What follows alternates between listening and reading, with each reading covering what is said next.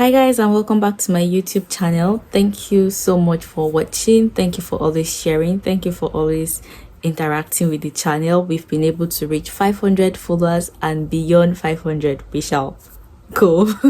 Okay, thank you all so much for also for those who joined my live few days ago to celebrate 500 followers. Thank you so much for joining the live.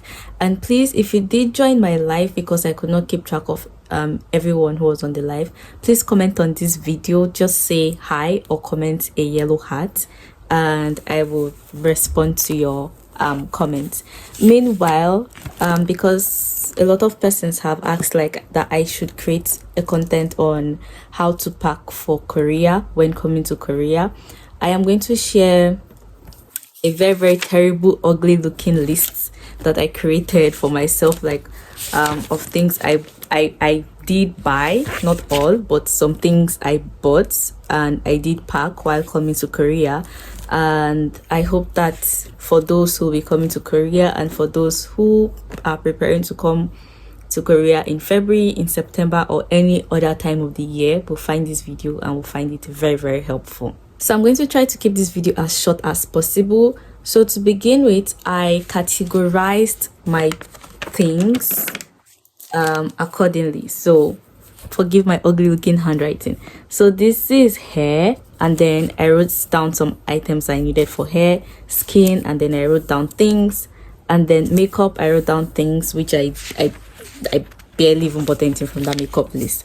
And then I had medication, I had clothes, what kind of clothes to pack, not necessarily buy but to pack, and then accessories that I needed to pack, nails, because I was not sure if I would find really good nails or like my exact size of nails, because they have smaller nail plates than I do or than we do. So yes. And then stationaries to begin my classes with, because I didn't know exactly how to go about, so I just wanted to have something while I come. And then food down here and toiletries. So this was how I created my list. So if you're able to divide your list in this manner, it will be easier for you to prepare and to take note of what to carry and what not to carry.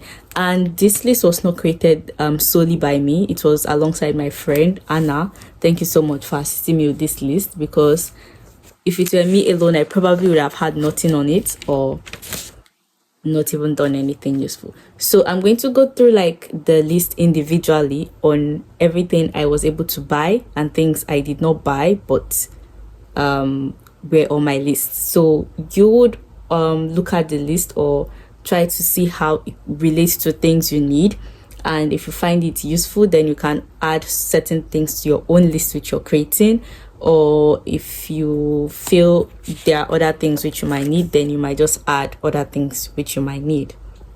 So for the hair, I wrote 3 bottles of shampoo, and then I also wrote the mega growth. So for these 3 bottles of shampoo, I bought the mega growth set, because there's this pack of mega growth. I usually have the shampoo and the conditioner in it. I bought 3 packs, so I currently have used 1 pack successfully, I believe so. And then I wrote clove and rosemary oil, because I usually make hair oil for myself. If you've not watched the video, you can check it out. It's a very good remedy for hair growth. And then I wrote attachments. I wrote 6 attachments, which I have used 1 in making my hair myself, but I still have others left, so I can undo this and make. And then I bought kinky as well. I wrote wig, which I did buy. I wrote hair wax for edges. We do edges, right? Edges, or to help me braid my hair. And then I wrote echo gel. I wrote crochet hook, because I would be able to make crochet hair myself, and with the crochet hook I was able to attach all of these extra strands on my hair. I wrote hairbrush, the big comb, the afro comb, because I know it would be hard to find that, except if you want to buy online. When you get here, you can find it on Temu or probably Coupang. I've not checked Coupang before, but you'll be able to find it online though. So even though you're not able to buy this before coming, you can also buy it here. And then I wrote big comb, I wrote wig oil, wig cap. I just wanted to pack things because I was not sure about the accessibility of these things when I get to Korea, which I think I am glad I packed them, because having to buy them means I'll have to order online and wait like 2 weeks or so before I do. But because I brought them with me, it was easy for me to just go pick them up, make my hair, do whatsoever I want to do, and go. For the skin part of it, I wrote my lotion, which I usually use. I wrote 2 bottles of it, which I bought roll-ons, because here it's more common to find like deodorant, but not that common at the same time. I also wrote like some scrubs, which I usually use. I also wrote like face wash, because I have like particular face wash I used to use back at home before coming. I also wrote that down. I also wrote like mycotin. I also wrote like sunscreens and sanitary pads, and yes, basically those were the things I wrote. The primary things here were like the body scrub, the body lotion, and all of that. And then for the makeup, which I ended up not buying much of it or any of it, I wrote foundation, there was concealer, there was highlighter, eyeshadow, all those things you might need for makeup, but I did not buy any of them, and they'll always be easy for you to find or to buy here. Then for clothing, I simply packed clothes that I could use at the time because it was summer. So like short sleeves, shorts, Crocs,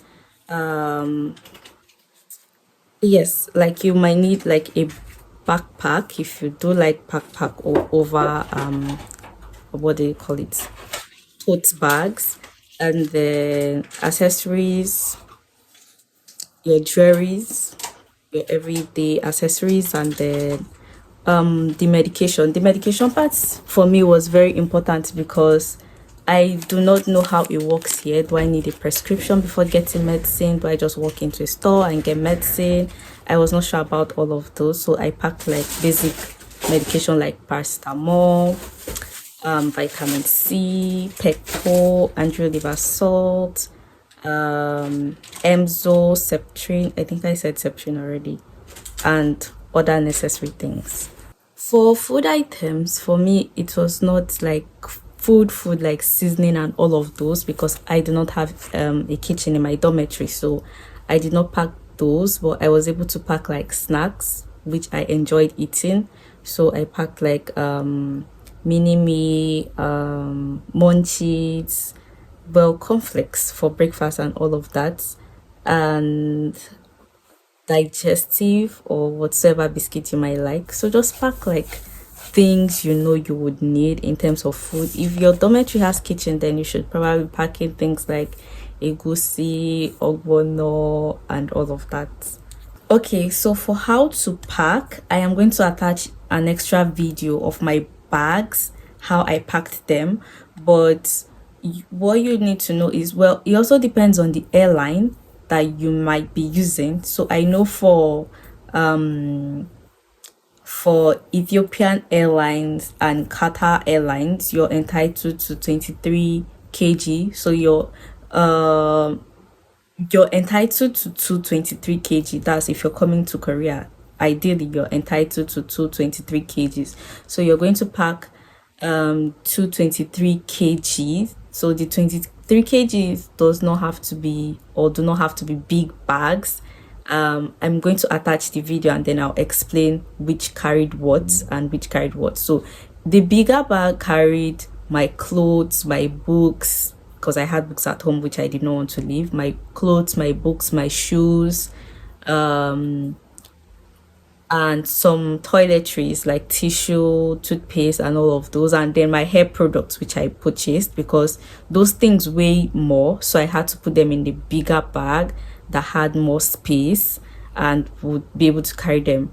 And then the second bag, which was the smaller one, also a 23 kg, it weighed 23 kg, carried my provisions, mainly my foodstuffs, and then other extra things that could not fit into my big bag. And then I carried a backpack that had my laptop in it, because you can also carry a hand luggage. So for some airlines, they might tell you that your hand luggage has to be a tote bag, or they might tell you that, oh, your hand luggage is okay for it to be a backpack. So it depends on what the airline agrees with.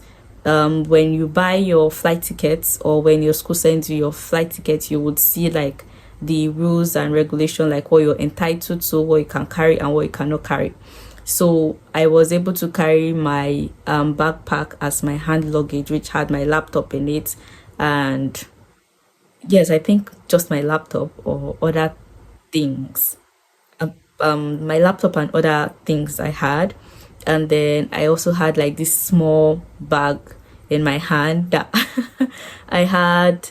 It's just this small paper bag that had like my skincare product and things I wanted to easily access. So there were things that would have been in my backpack, but I removed them and put it there so that I could easily access them on the plane, instead of like struggling to like get my backpack from the overhead cabin or whatsoever. So yes, that was how I packed for Korea. And also, you can also watch my previous video on coming to Korea, even though I did not really show like packing, because I did not have the luxury of time, so I could not show like packing. But if you're coming to Korea, the most important thing is to create a list of things you know you will need, things that will be very essential for you upon your arrival in the first 1 to 2 months. And then also make sure and ensure that you weigh your bag before going to the airport, because it will help you save space and also save time. Because when you go to the airport and you do not weigh your bag, if they weigh it for you at the airport and it overweighs, you'll have to take out things, which you might get confused over what is more important and what is less important. And also the fact that they might leave them at the airport if you do not go with anybody, or if somebody goes with you, then they might have to take it back home for you. So it's best to weigh your bag, your luggage is at home before you travel, before you go to the airport. So for me, I was able to weigh them at a gas station, just not a big gas station, but you know these people that sell gas just across our house at the time. So I just went and weighed my bag that morning, and then checked, removed the things that were too much in the big bag, moved them to the small bag, sealed everything, took my bath and left for the airport. So when I got to the airport, my bag weighed exactly what it was supposed to weigh, 23 kg. So it was easy for me. So that is how you pack for Korea. And if I have not said things which you were expecting to hear in this video, then please ask your questions in the comment section. Meanwhile, in my next video, I'm going to create a content on how to apply for GKS and how to stand a chance in getting the GKS scholarship.